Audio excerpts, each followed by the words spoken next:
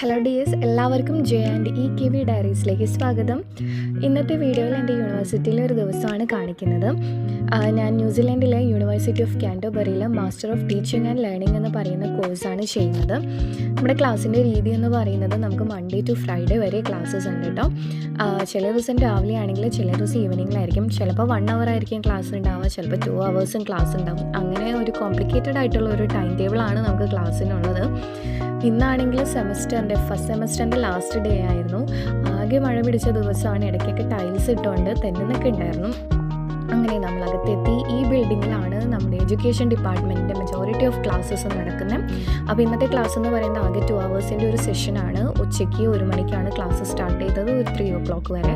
അപ്പോൾ അടുത്ത സെമസ്റ്ററിൽ എന്തൊക്കെയായിരിക്കും, അടുത്ത് നമുക്കൊരു ടീച്ചിങ് പ്രാക്ടീസ് വരുന്നുണ്ട്, എന്തൊക്കെ കാര്യങ്ങൾ ചെയ്യണം, ശ്രദ്ധിക്കണം എന്നൊക്കെയായിരുന്നു ക്ലാസ്സിൽ പറഞ്ഞു തന്നത്. അങ്ങനെ ക്ലാസ് കഴിഞ്ഞു തിരിച്ച് വീട്ടിലേക്ക് പോകണു.